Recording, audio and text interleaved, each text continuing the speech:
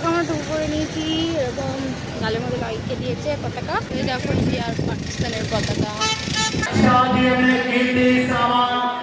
Mobile purse बच्चों एवं बुजुर्गों का विशेष ध्यान रखें।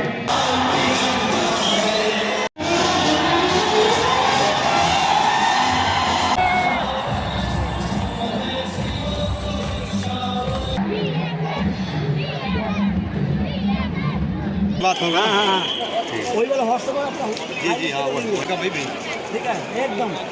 হ্যালো এভরিওয়ান, তো এটা হচ্ছে নেক্সট পার্ট। এর আগে যে ভিডিওটা দেখলে তোমরা, তো সেটার মধ্যে এখানে পর্যন্ত আমি ভিডিওটা স্টপ করে দিয়েছিলাম, যেহেতু অনেকটা বড় হয়ে যাবে এর জন্য এটা নেক্সট পার্টে আমাকে দিতে হয়েছে। তো অমৃতসরে গোল্ডেন টেম্পল ঘুরে এখন আমরা চলে যাচ্ছি ওয়াঘা বর্ডারে। আর এখানে একটা টোটো রিজার্ভ করা হয়েছিল, তো সেটাতে করে যাওয়া হচ্ছিলো। আর অনেকটা দূর, মানে কি বলবো, আসতে যেতে অনেকটা বেশি সময় লেগে গেছে। আর আমরা যখন যাচ্ছিলাম তখন দেখলাম একটা গাড়ি মানে অ্যাক্সিডেন্ট হয়ে গেছে রাস্তার মধ্যে, দুটো গাড়ি নিয়ে অ্যাক্সিডেন্ট হয়ে গেছে। ও গাড়িটার কি অবস্থা হয়েছে দেখ।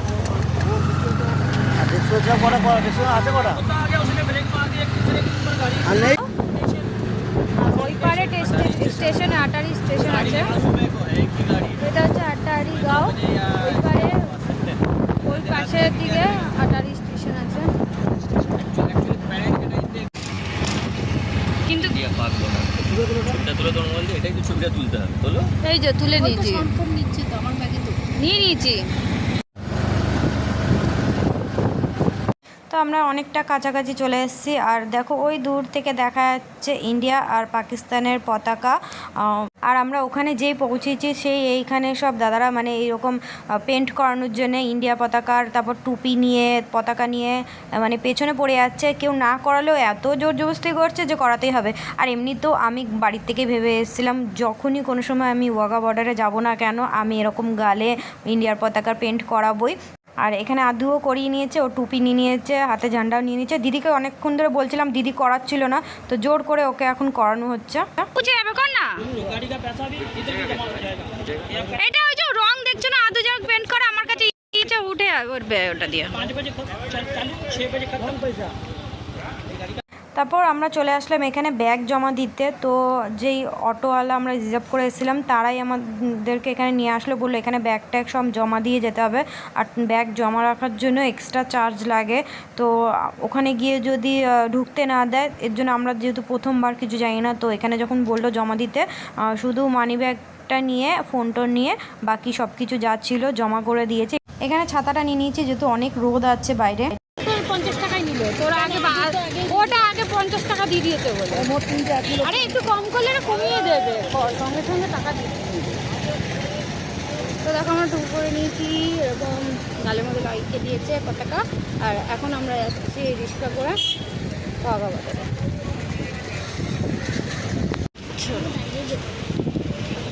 এই দেখো ইন্ডিয়া আর পাকিস্তানের পতাকা।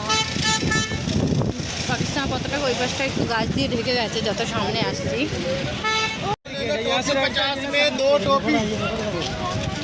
এখান দিয়ে দেখ, তোমার ওখানে তো ভালো।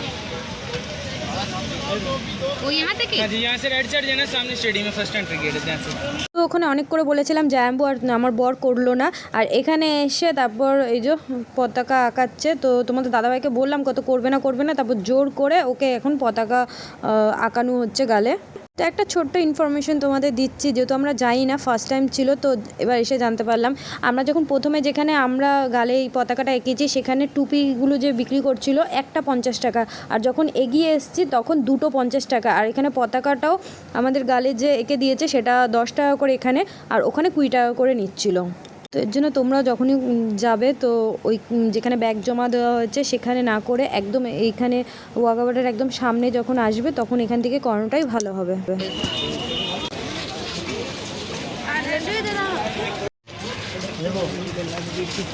তো এখানে আমরা খুব তাড়াহুড়ো করে যাচ্ছিলাম, যেহেতু যত তাড়াতাড়ি যাওয়া যাবে তত তাড়াতাড়ি একটা ভালো জায়গায় বসা যাবে এর জন্যে। কিন্তু ওখানে তোমাদের দাদাভাই তাড়াহুড়ো করে কত দূরে চলে গেছে জানি না। আর এখানে আদু পপকর্ন খাবে, তার জন্য জাম্বু এখানে আটকে গেছিলো পপকর্ন নেওয়ার জন্য। আর জাম্বুর সাথে আমরাও পেছনে হয়ে গেছিলাম, তারপর ও আগে গেছি, তো তোমাদের দাদাভাইয়ের সাথে দেখা হয়েছিল। আর এখানে ছেলে আর মেয়েদের লাইন আলাদা ছিল, তো আমরা এই লাইন দিয়ে যাচ্ছিলাম। ভেতরে যাওয়ার আগে চেকিংও হয়। আর এখানে দেখো পতাকার পাশে সূর্যটা কিভাবে চমকাচ্ছে, দেখতে বেশ ভালো লাগছিলো। আর এখানে দুটো হাত মেলাচ্ছিল, সেটার একটা স্ট্যাচু ছিল। তারপর আমরা চলে গেলাম ভেতরের দিকে। আর এখানে নিচে তো জায়গা হবে না, নিচে ভীষণ পরিমাণে ভিড় হয়ে গেছে, তো আমাদের ওপরে যেতে হয়েছে। ওপর থেকে এই হেলিকপ্টারের ভিডিওটা করলাম, আর সিঁড়ি দিয়ে উপরে উঠে তারপর স্টেজের ভেতরে গেছি। আর এখানে একটা ভালো মতন জায়গা দেখে আমরা বসে পড়েছি। अपने अपने स्थान पर बैठ जाए, साथ ही अपने कीमती सामान, मोबाइल, पर्स, बच्चों एवं बुजुर्गों का विशेष ध्यान रखें। कृपया ध्यान दें, जिस किसी भी दर्शक को जहाँ कहीं भी जगह मिलती है,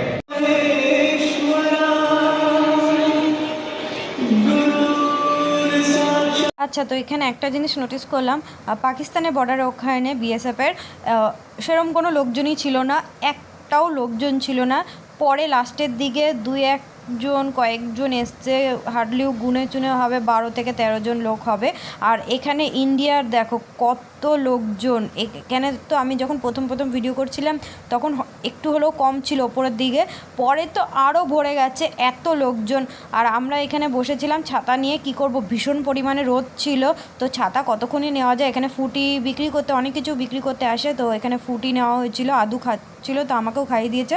আর এখানে এত রোদ যে চশমা ছাড়া থাকা যাচ্ছিল না। আর ইন্ডিয়ার যে স্টেডিয়ামটাও রয়েছে ভীষণ বড়, আর সেই আন্দাজে পাকিস্তানের স্টেডিয়ামটা ভীষণই ছোট ছিল। আর এখানে নিচে দেখলাম যত নিচের থেকে নিচে যারা বসেছে সেই আম পাবলিকের থেকে সবাইকে ডেকেছে। তো আমরা প্রথমে বুঝতে পারিনি যে কী করানো হচ্ছিল, তো পরে জানতে পারলাম, বুঝতে পারলাম যখন স্টার্ট হলো। তো এখানে এক লাইনে সবাইকে লাইন দিয়ে আম পাবলিকদের দাঁড় করিয়ে দিয়েছে। এবার পতাকা এনে সব আম যে পাবলিক রয়েছে ছেলে মেয়েদের হাতে, ওদের হাতে দিচ্ছে। ওরা সেই পতাকাটা নিয়ে দৌড়িয়ে যাচ্ছে, ওই সামনের দিকে ঘোরাচ্ছে, আবার রিটার্ন এসে আবার অন্যজনের হাতে দিচ্ছে। তো এইভাবে করা হচ্ছিল। তো তোমরাও দেখো ভিডিওটা।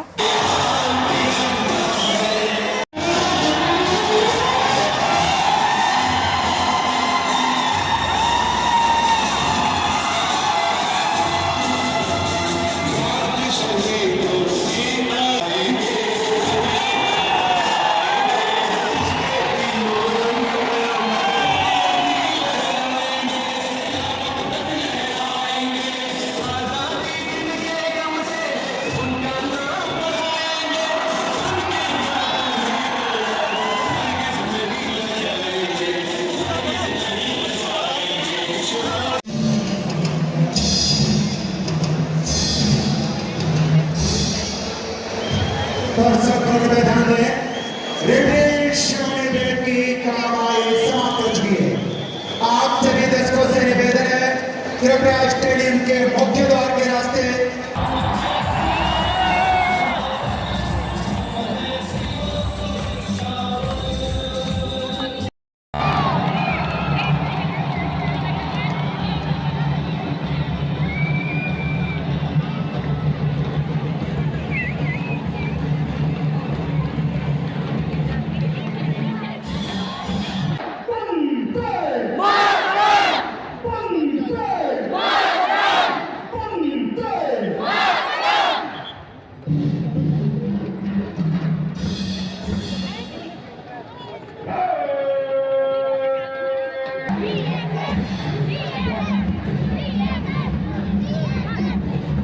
তো এখানে দেখবো না, ভিডিও করব, যাই হোক এর জন্য অনেকটা ভিডিও আমি এখানে দিতে পারছি না।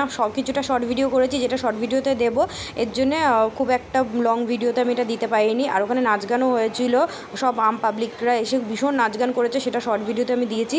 তো এখানে দেখো যাওয়ার পথে বেরিয়ে যাচ্ছিলাম, তো এখানে এই যে বিএসএফের এক দাদার সাথে দেখা হয়েছে, তো ওনার সাথে কথা বলছিলাম। বেশি আমাদের দেখে বুঝতে পেরে গেছে আমরা কলকাতা থেকে এসেছি, আমাদের সাথে কথা বলছিল। তো এই দাদা নিজের থেকেই আমাদের সাথে বললো যে ফটো তুলে দাও, ওখানে দিদি ভিডিও করছিল, তো ভাবছে ফটো তোলার জন্য, তো ফটো তুললো। যাই হোক অনেক ফটো তুলেছি ওনার সাথে।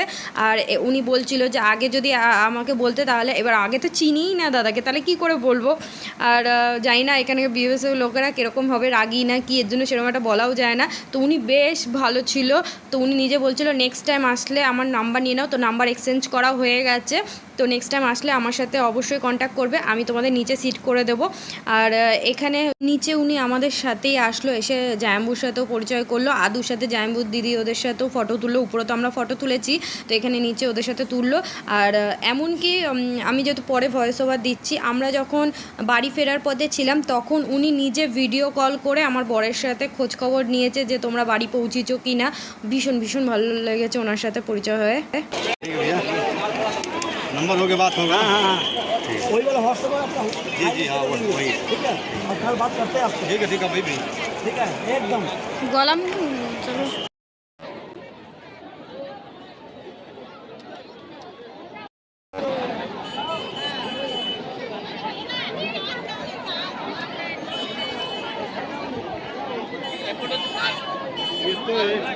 আজ 10:30 এইমাত্র রুমে আসলাম, মানে আগেও এসেছিলাম, তারপর একটু বাজারে গেলাম, ওর সাথে দু একটা জিনিস কিনে আনলাম এখানকার।